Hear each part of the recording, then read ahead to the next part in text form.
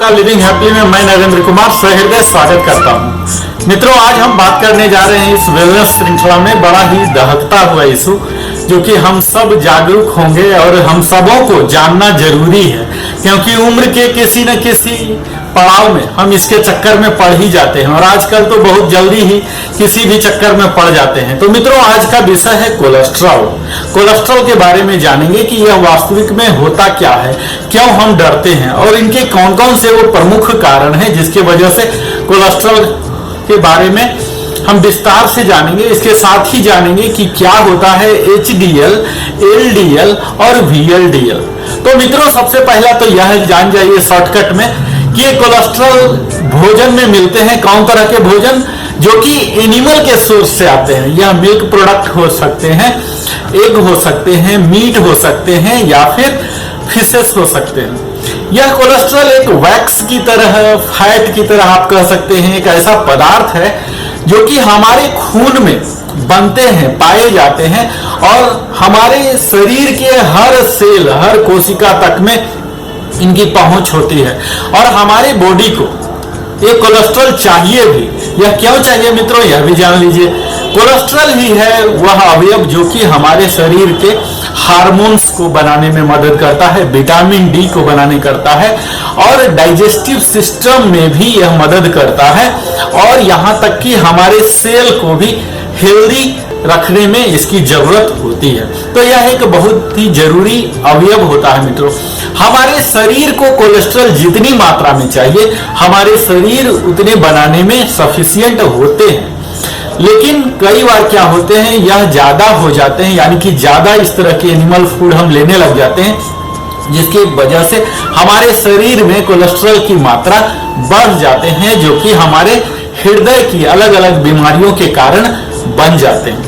High cholesterol होने के कारण हमारे शरीर में, स्पेशली ब्लड वेसल्स में, ये फैटी डिपॉजिट आ जाते हैं, जिसकी वजह से यही फैटी डिपॉजिट बड़ा ही मुश्किल कर देता है खून के स्राव को आगे बढ़ने में, आर्टरीज में। कई बार तो ऐसा होता है कि यह जो डिपॉजिट थे यह अचानक फट जाते हैं और एक ब्लड क्लॉट का रूप ले लेते हैं, जो कि हमारे हार्ट अटैक या स्ट्रोक के भी कारण बन जाते हैं। हाई कोलेस्ट्रॉल आपके आनुवंशिकता के कारण भी हो सकता है और कई बार ज्यादातर हमारे अनहेल्दी जीवन शैली, जो लाइफस्टाइल है हमारा मित्रों, उसके कारण भी हो जाता है। यह एक प्रिवेंटेबल है, ट्रीटेबल है, इसलिए आपको ज्यादा चिंता करने की जरूरत नहीं है, तनाव में, दबाव में रहने की जरूरत नहीं है। थोड़ा सा सजगता आपको बनाना है, अवेयरनेस अगर है आप इसके प्रति और हमारे साथ बने हैं तो आपको कोलेस्ट्रॉल की चक्कर में आप नहीं फंसेंगे।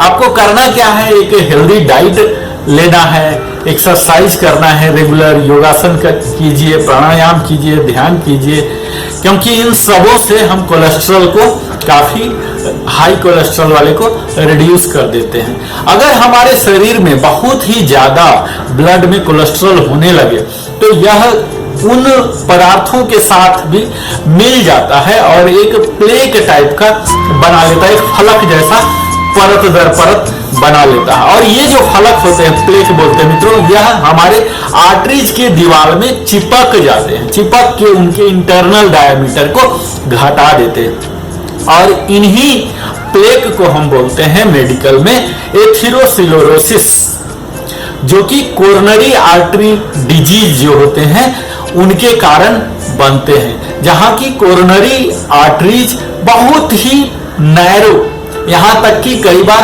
ब्लॉक्ड हो जाते हैं। और हम जानते हैं, हम अक्सर सुनते हैं कि इतना परसेंट ब्लॉक हो गया, इतना परसेंट ब्लॉक हो गया। तो आइए मित्रों, अब हम जानते हैं कि यह हाई कोलेस्ट्रॉल के प्रमुख कारण क्या हैं।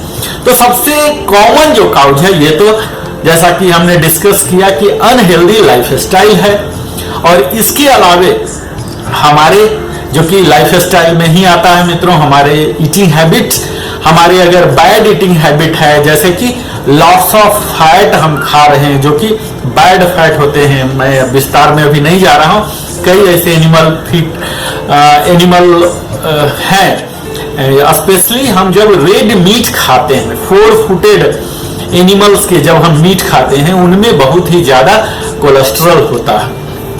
ये सेचुरेटेड फैट हैं जो कि कई तरह के मीट और डेयरी प्रोडक्ट में, जैसे कि चॉकलेट, बेक्ड, कुछ सेका हुआ dairy product, junk food, deep fried food या प्रोसेस्ड फूड हैं, इन सबों में पाया जाता है। और इसके साथ ही ट्रांस फैट हैं जो कि कुछ फ्राइड और प्रोसेस्ड फूड में भी पाए जाते हैं। ये सब अगर आप खा रहे हैं तो आप समझ जाइए कि अपने एलडीएल जो कि बैड कोलेस्ट्रॉल कहलाता है, इसको आप बढ़ा रहे हैं।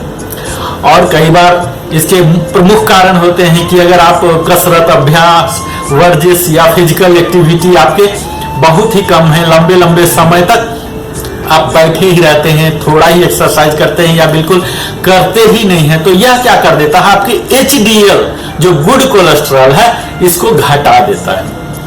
स्मोकिंग है, अल्कोहल है, ये सब है आपके एचडीएल कोलेस्ट्रॉल, उसको घटा देता है, स्पेशली औरतों में तो और भी ज्यादा, और एलडीएल को बढ़ा देता है। और इसके साथ ही हमारे अनुवांशिकता के कारण तो होता ही है, अगर हमारे माता पिता को है तो हम काफी, हमारी संभावनाएं बढ़ जाती हैं कि हमारा भी हाई कोलेस्ट्रॉल हो जाए।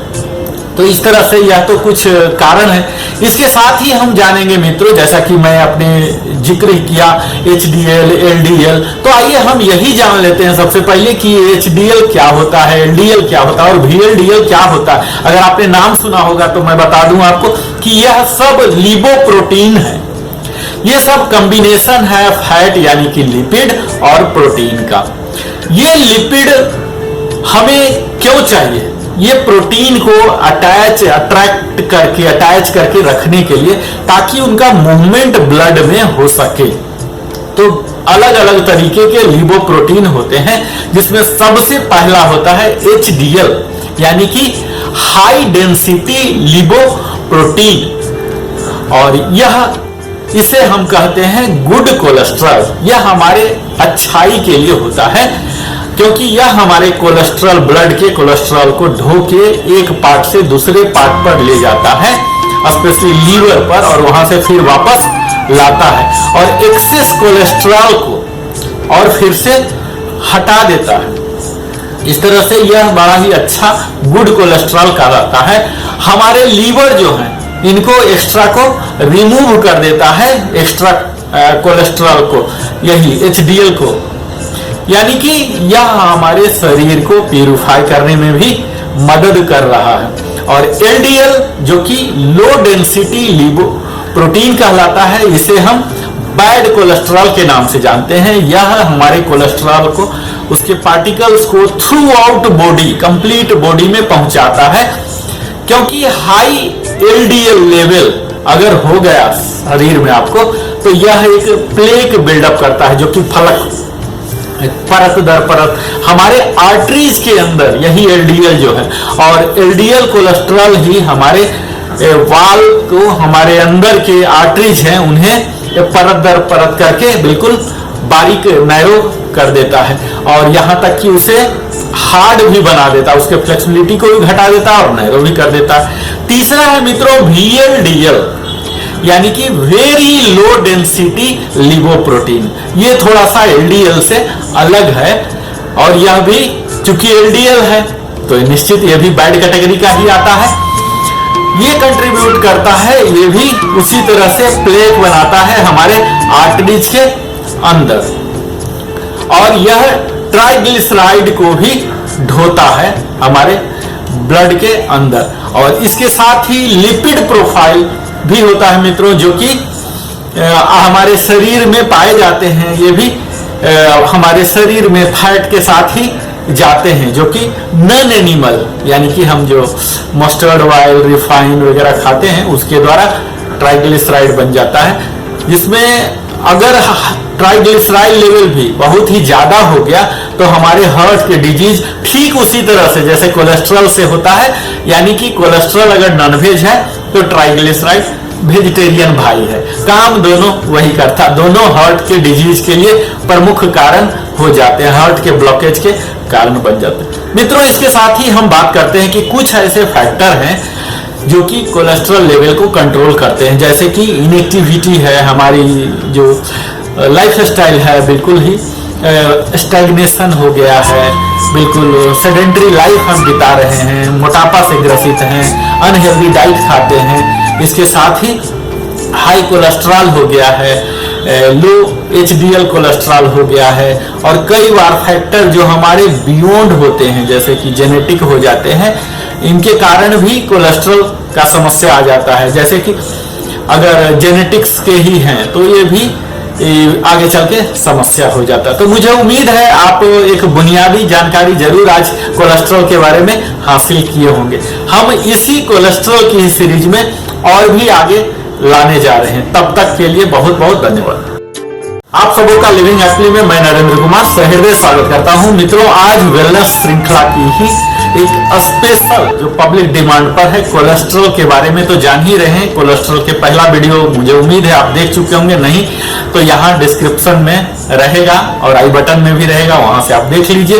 तत्काल हम बात कर रहे हैं कि वो कौन कौन से रिस्क हैं जो कि हाई कोलेस्ट्रॉल के कारण हो जाते हैं, और कौन कौन से ऐसे हेल्थ प्रॉब्लम हमारे आ जाते हैं जो हाई कोलेस्ट्रॉल के कारण होते हैं, और हम कैसे पता करें कि हमें हाई कोलेस्ट्रॉल हो गया, हमारा क्या लेवल है, यानी कि क्या डायग्नोसिस मेथड है। मित्रों, तो ये सब बातों पर हम आज बात करने जा रहे हैं। तो सबसे पहला तो यह जान जाइए कि हमारे कोलेस्ट्रॉल लेवल को बढ़ाने के लिए कई फैक्टर है। उसमें सबसे पहला हमारे एज होते हैं। जैसे जैसे हमारा एज बढ़ता है तो हम ये मान के चलते हैं कि हमारा कोलेस्ट्रॉल लेवल भी बढ़ गया है, बशर्ते आप बुरे लाइफ स्टाइल से जी रहे हों, या कई बार होते हैं अच्छे लाइफ स्टाइल से भी, तब भी एज के साथ साथ हमारे कोलेस्ट्रॉल लेवल बढ़ते जाते हैं। यहाँ तक कि आज तो यंगर लोगों में भी बढ़े हुए कोलेस्ट्रॉल, यहाँ तक कि टीन्स और चिल्ड्रन में भी यह हाई कोलेस्ट्रॉल का प्रॉब्लम आने लगा। इसके साथ ही प्रमुख कारण अगर हम ले लें तो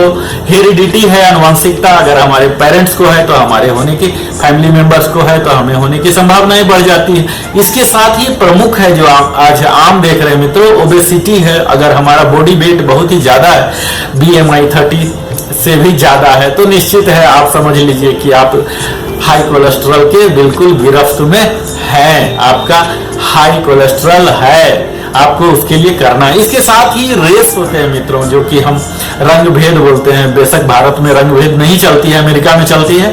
तो वहां के लोगों में ऐसा पाया गया है, जो अफ्रीकन अमेरिकन है, उनके स्वभाव से ही, उनके जीन में ही हाई कोलेस्ट्रॉल पाए जाते हैं। तो इस तरह से रेस के कारण भी हो जाते हैं। अब हम यह जानेंगे मित्रों कि वो कौन कौन सी समस्याएं हैं जो कि स्पेशली स्वास्थ्य की समस्या, अगर हमारे कोलेस्ट्रॉल हाई हो जाते हैं तो कौन कौन से समस्या हमारे जीवन में, स्वास्थ्य में, शरीर में आने वाले हैं। तो जैसा कि मैंने बताया था अपने पिछले वीडियो में कि हाई कोलेस्ट्रॉल होने का मतलब होता है एक प्लेक तैयार हो जाता है आर्टरी के इनर वॉल में, और जैसे जैसे यह डिपॉजिट बढ़ेगा एक एरिया में यह जमा होगा, और कुछ समय के बाद इसमें रप्चर आ जाती है, यानी कि यह फट जाता है।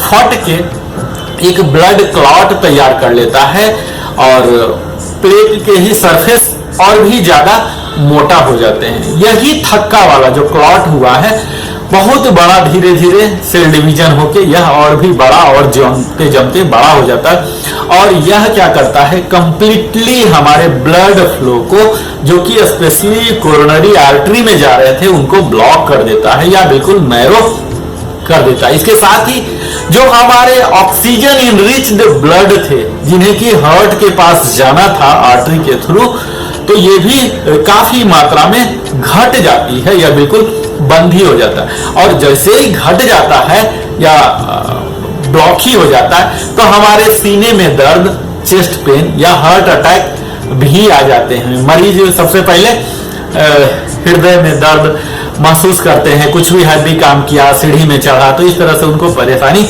महसूस होने लग जाती। इसके साथ ही क्या करता है, यह प्लेक अदर आर्टरी जो कि बाकी शरीर में भी प्योर ब्लड को लेके जा रहा था, वहां भी उसकी गति को धीमा कर देता है, उसके क्वांटिटी को कम कर देता है, जिसके कारण उन अंग प्रत्यंगों में, ग्लैंड्स में ऑक्सीजन इनरिच ब्लड नहीं पहुंच पाते। यहां तक कि इसके कारण हमारे ब्लड और हमारे चारों लिम्स में भी समस्या आ जाती है, उनकी भी इनएक्टिविटी आ जाती है, जो कि एक प्रॉब्लम का क्रिएट हो जाते हैं, जिन्हें हम कहते हैं कैरोटिड। ये कैरोटिड आर्टरी डिजीज है जो कि अंदर के आर्टरी में हो जाते हैं, जिनके कारण स्ट्रोक हो सकते हैं या पेरिफेरल आर्टरी डिजीज भी हो जाते हैं आगे चलकर। तो अब हम बात करते हैं मित्रों कि इन कोलेस्ट्रॉल को हम कैसे डायग्नोस करें, कैसे पता करें, कैसे डॉक्टर हमारे पता करते हैं। तो जनरली साइन जो कि डॉक्टर निकालते हैं और सिम्टम जो हम बताते हैं, जैसे दर्द हो रहा कि हाई कोलेस्ट्रॉल है, तो हम क्या करेंगे, डॉक्टर के पास जाएंगे और डॉक्टर सिंपली ब्लड टेस्ट कराते हैं। तो ब्लड टेस्ट के दौरान ही हमारे कोलेस्ट्रॉल लेवल पता लगता है। जब हमारे जैसे जैसे टेस्ट होंगे तो टेस्ट पर ही हमारे वैरी भी करते हैं बेशक कोलेस्ट्रॉल लेवल, हमारे एज के, हमारे रिस्क फैक्टर क्या है, हमारे फैमिली हिस्ट्री क्या है, ये सब के आधार पर हमारे टेस्ट होते हैं और उनके पैरामीटर हैं। हम बात करेंगे अगले वीडियो में उन पैरामीटर्स के बारे में। तो आज ये भी जान लीजिए मित्रों कि किन्हें कब कब करना चाहिए। तो जन्म से ही अगर 9 से 11 साल तक तो एक बार जरूर कोलेस्ट्रॉल टेस्ट करा ही लेना चाहिए। उसके बाद 5-5 साल के फ्रीक्वेंसी में आप कराते रहिए। 20 साल की उम्र के बाद आप 5-5 हर 5 साल में कोलेस्ट्रॉल टेस्ट कराते रहिए। अगर आप 45 से ऊपर हो चुके हैं और 65 से तक हो गए हैं तो आप अल्टरनेट ईयर में जरूर करवाइए कोलेस्ट्रॉल लेवल, ताकि पता लगते रहे। चूंकि इसके कोई सिम्टम है ही नहीं तो आपको कुछ भी ऐसे लक्षण पता नहीं लगेंगे और अंदर अंदर आपको कहानी चल रहा। क्योंकि मित्रों हमारे हार्ट के ब्लड सर्कुलेटरी सिस्टम इतना पावरफुल है, यहाँ तक कि 30% भी बचा हुआ है, यानी कि 70% भी ब्लॉकेज हो चुके हैं और हम इफिशिएंटली काम करते होते हैं, हार्डली हमें पता चल पाता है। तो यह जैसे जैसे उम्र बढ़ते हैं हमारे ब्लॉकेज अपने आप होते ही हैं, नेचुरल है, डिकेइंग प्रोसेस है। पर अगर समय रहते पता चल जाए, जो कि टेस्टिंग ब्लड टेस्ट के दौरान ही हो सकता है, तब आप स्लाइटली लाइफ स्टाइल में चेंजेज कर सकते हैं और जो ब्लॉकेज की रेट है उस रेट को आप काफी हद तक नियमित और नियंत्रित कर सकते हैं। तो इस तरह से आपने आज जाना कि हम कैसे कैसे इसे कंट्रोल कर सकते हैं, कौन कौन से टेस्ट कर सकते हैं और इनके क्या क्या रिस्क फैक्टर हैं। अगले वीडियो में हम कोलेस्ट्रॉल के बारे में ही और भी जानकारी हासिल करने जा रहे हैं। तब तक धन्यवाद। हैप्पी में आप सबों का मैं नरेंद्र कुमार सहृदय स्वागत करता हूं। मित्रों आज कोलेस्ट्रॉल की ही 3rd एपिसोड में मैं लेके आया हूं वेलनेस सीरीज में। कोलेस्ट्रॉल की सिम्टम क्या है, कैसे हम पता करें कि हाई कोलेस्ट्रॉल हो गया, कैसे इसे डाउन करें और कब हम डॉक्टर के पास जाएं, आदि अन्य तमाम सवाल आपके मस्तिष्क में चल रहे होंगे पहले से भी या हमारे पहले 2 वीडियो देखने के बाद। तो मैं बता दूं सबसे पहले कि इसके कोई सिम्टम है ही नहीं। हाई कोलेस्ट्रॉल को आपको तनिक भी भनक नहीं लगेगा, पता नहीं लगेगा कि कब हमारे शरीर में ब्लड में कोलेस्ट्रॉल की मात्रा बढ़ चुकी है। यह सिर्फ ब्लड टेस्ट से ही होगा। जैसा कि हमने बताया अगर 45 से 65 के बीच है तो एवरी अल्टरनेट ईयर आप जरूर कोलेस्ट्रॉल टेस्ट कराइए और तभी आपको पता चल पाएगा। अब हम जानते हैं कि पता लग गया कि हाइयर कोलेस्ट्रॉल है, तो अब क्या किया जाए। तो डॉक्टर के पास गए हैं वो तो बताएंगे ही, लेकिन अगर आप पहले से ही यह एहतियात लेते रहें तो शायद डॉक्टर के पास जाने की जरूरत न पड़े। स्पेशली ट्रीटमेंट के लिए, टेस्टिंग के लिए तो जरूर जाइए, डायग्नोसिस कराइए। हम आपको इतना बता दें कि हम अपने कोलेस्ट्रॉल लेवल को बिल्कुल रिड्यूस कर सकते हैं। यहाँ तक कि ब्लॉकेज, कोरोनरी आर्टरी ब्लॉकेज भी होते हैं, ये भी रिवर्सिबल है। आप बिल्कुल पॉजिटिव एटीट्यूड रखिए, अपने आप को बदलने के लिए तैयार रहिए, अपने लाइफ स्टाइल को बदलने के लिए तैयार रहिए। तो इसमें मुख्यतः हम रिवर्ट करा सकते हैं, हार्ट हेल्दी लाइफ स्टाइल कर सकते हैं। इसके अनुसार अगर हम चेंजेज लाएं जिसके अंदर आते हैं heart healthy eating plan, weight management और रेगुलर फिजिकल एक्टिविटीज, जिसके दौरान आप फिजिकल एक्सरसाइज, कार्डियो एक्सरसाइज, आप कोर स्ट्रेंथनिंग एक्सरसाइज ले सकते हैं, स्टैटिक योगासन ले सकते हैं, कुछ भी नहीं हो रहा तो डायनामिक आसना कर सकते हैं, प्राणायाम, ये सब करके आप इसे रिवर्सिबल बना सकते हैं। और अगर ये सब आपने ट्राई कर लिया लाइफस्टाइल चेंजेस कर लिया, उसके बाद भी आपके कोलेस्ट्रॉल लेवल नहीं डाउन हो पा रहे हैं, तब तो आपको मेडिसिन लेना पड़ेगा। और कोलेस्ट्रॉल डाउन करने के लिए काफी सारी मेडिसिन मार्केट में अवेलेबल है। स्टैटिन्स हैं जिसके कि मिनिमम साइड इफेक्ट और डॉक्टर आपको रेकमेंड करेंगे, मैं नहीं रेकमेंड करूंगा कि ओवर द काउंटर आप मेडिसिन लीजिए या ऑनलाइन लीजिए और साइड इफेक्ट से ग्रसित हो जाइए। आप निश्चित मेडिकल प्रैक्टिशनर के पास जाइए, सर्टिफाइड लोगों के पास ही जाइए और उनसे रिकमेंडेशन पर ही उतना ही दिन पर जितना दिन पर कहें खाने खाइए। यानी कि यह इजीली ही लोअर हो जाते हैं। कोलेस्ट्रॉल दवा मार्केट में अवेलेबल है और काफी हद तक कारगर भी है, और ऐसा भी माना जाता है इसके लगभग नहीं के बराबर साइड इफेक्ट हैं, क्योंकि इनमें जिंक वगैरह होते हैं, कुछ ऐसे एलिमेंट हैं जिनकी ज्यादा साइड इफेक्ट नहीं है। बेशक आप ओवर तो नहीं करेंगे, तो आप यह मान के चलिए कि दवा से भी कंट्रोल हो जाता है अगर लाइफस्टाइल से नहीं हो पा रहा। इसके साथ ही इसके अगर वो भी नहीं हो रहा, मेडिसिन भी नहीं चल रहा, तो इसके ट्रीटमेंट है जिसके दौरान की ब्लड फिल्टरिंग किया जाता है, जिसके दौरान आपके एलडीएल कोलेस्ट्रॉल को हटा दिया जाता है ब्लड से, और तब मशीन फिर से हटाने के बाद, एलडीएल हटाने के बाद फिर से यह इंजेक्ट कर देते हैं वही ब्लड को। तो ये सब तो डॉक्टर करेंगे, स्पेशलिस्ट करेंगे। आपको एक बुनियादी जानकारी रखना है। तो आपको कब डॉक्टर के पास जाना है?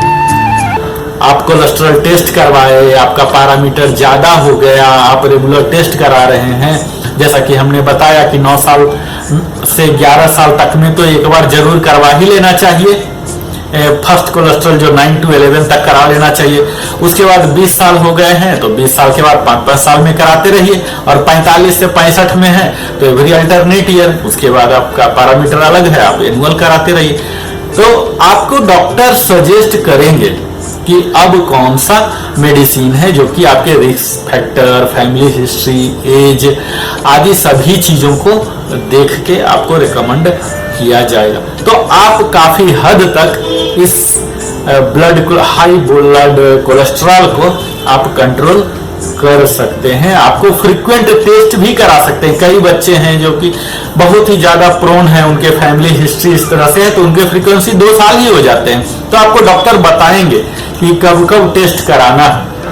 तो इस तरह से डॉक्टर्स के रिकमेंडेशन पर आप मेडिसिन लीजिए। खुद डॉक्टर बनने का प्रयास नहीं कीजिए, आप खुद जो काम कर रहे हैं वही कीजिए।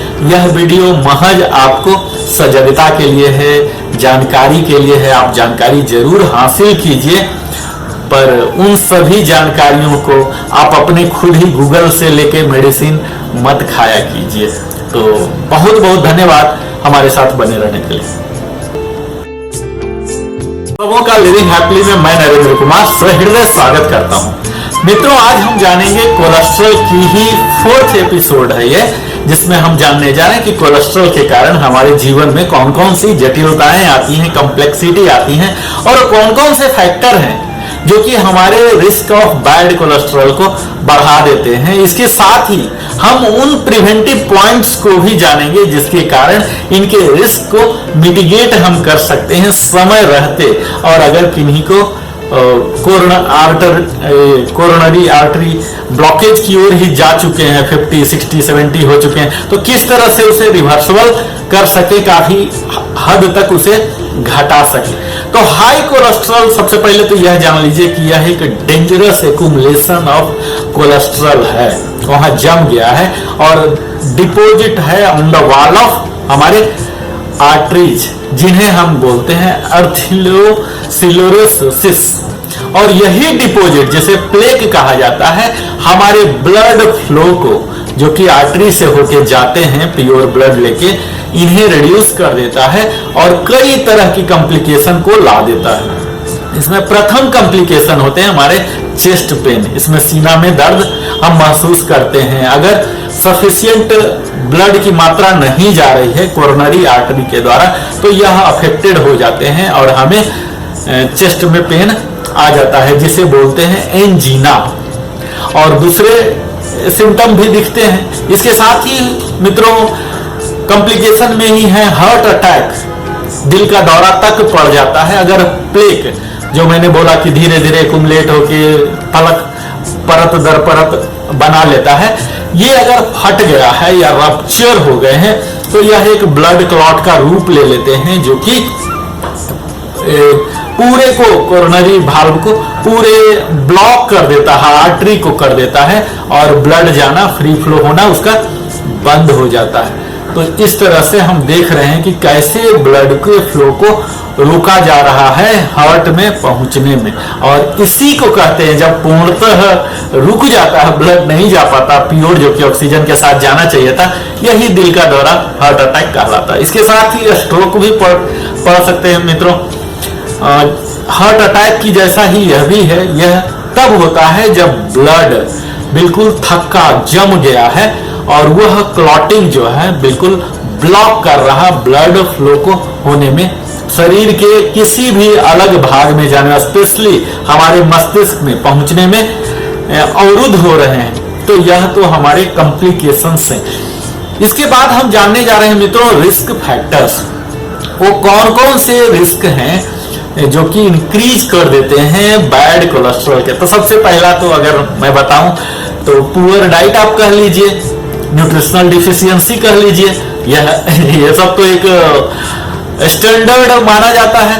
अगर आप सेचुरेटेड फैट खाते हैं जो कि एनिमल प्रोडक्ट में होते हैं, ट्रांस फैट खा रहे हैं जो कि कुछ कॉमर्शियली बेक्ड में होते हैं, टिंड फूड में होते हैं, और माइक्रोवेव पॉपकॉर्न वगैरह खा रहे हैं, इसमें भी ऐसी दी होती है ये सब चीज जो कि हमारे कोलेस्ट्रॉल लेवल को बढ़ा देता है।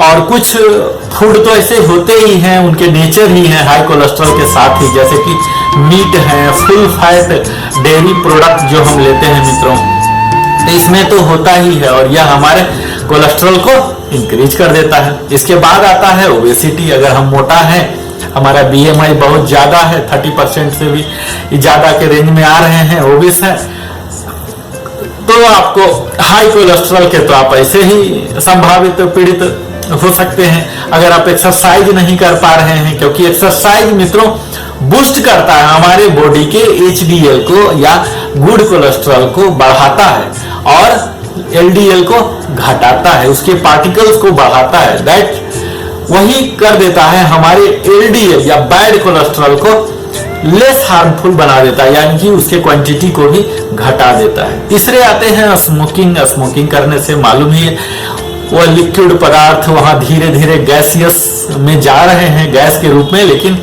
ये वाल्व में, आर्टरी में एक लेयर बना रहे हैं, उस लेयर में और भी कई सब्सटेंसेस रुक जाते हैं और उसके थिकनेस बढ़ाते चले जाते हैं इनर वॉल पे, और नैरोनेस आ जाते हैं इसके कारण। तो स्मोकिंग भी हमारे HDL को बढ़ा देता है।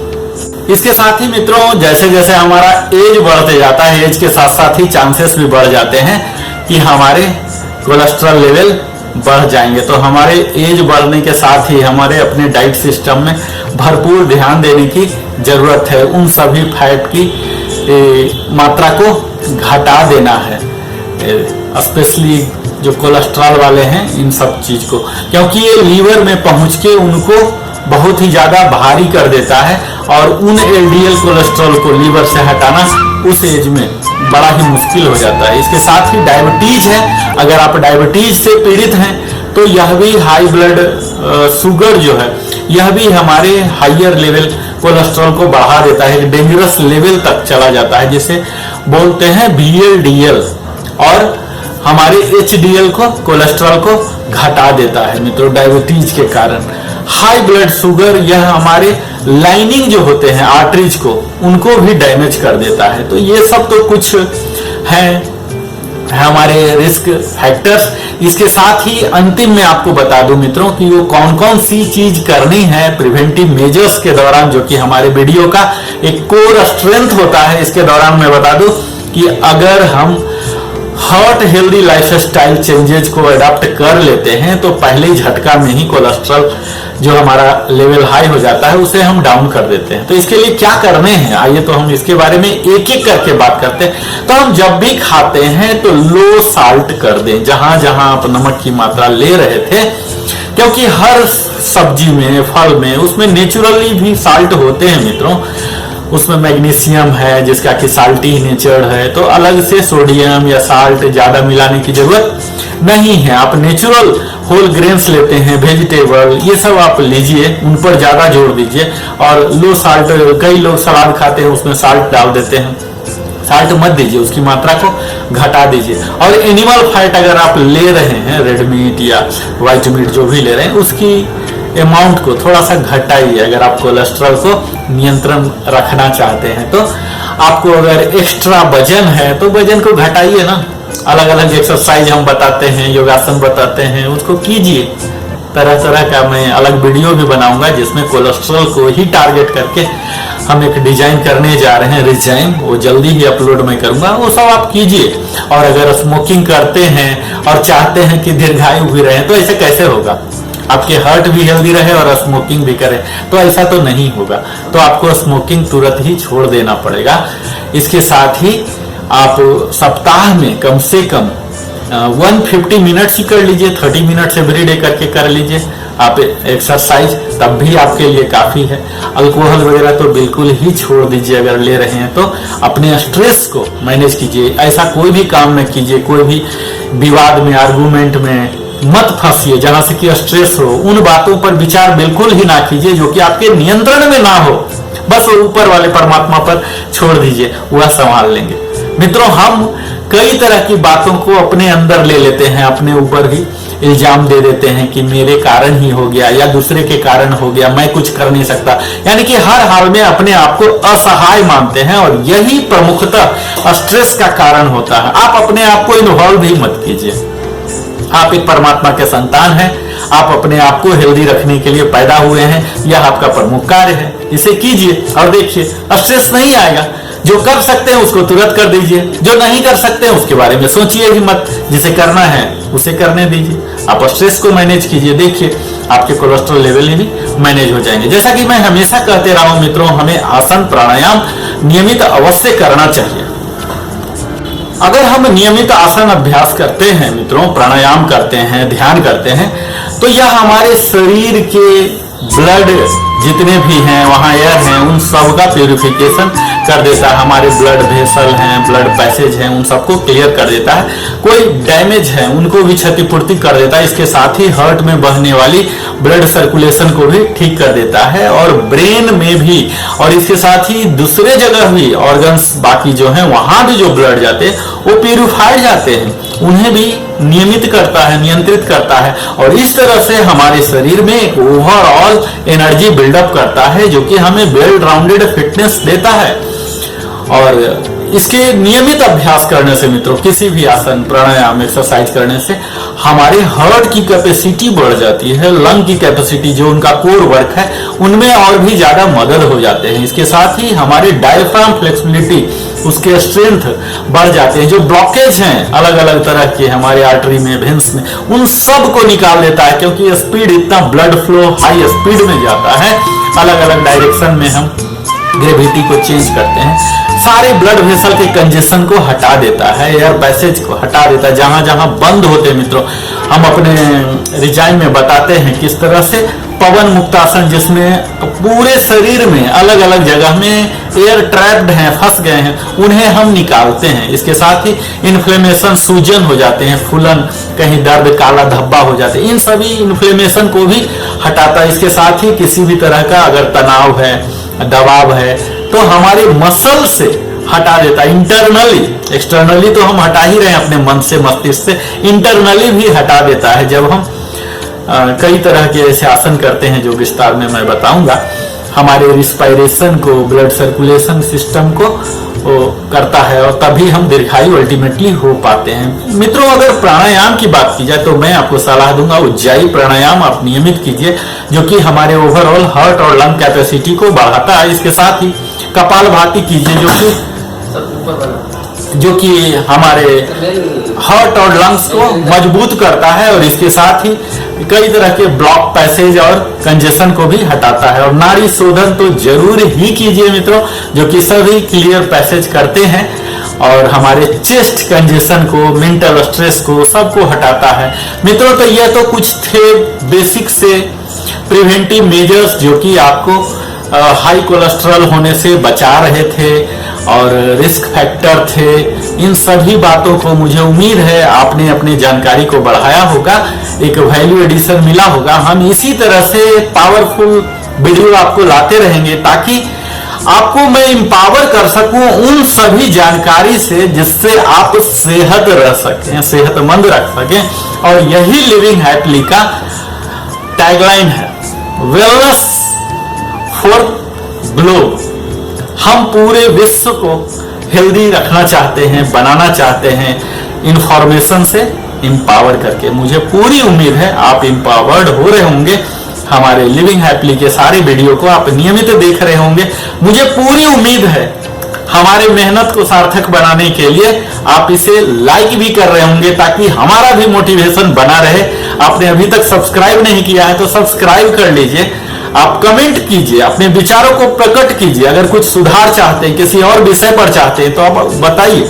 और अगर आपको बेहतर लगता है तो आप अपने रिश्तेदारों के साथ, मित्रों के साथ शेयर कीजिए, उन्हें भी बताइए। आप भी पुण्य के भागीदारी बने और बेल नोटिफिकेशन जरूर ही हिट कीजिए। मैं आपके पास फिर से आता हूं इसी तरह की और भी नई नई विषयों पर ढेर सारे वीडियो लेके। आप हमारे साथ अंत तक बने रहे, इसके लिए नरेंद्र कुमार की ओर से सप्रेम धन्यवाद।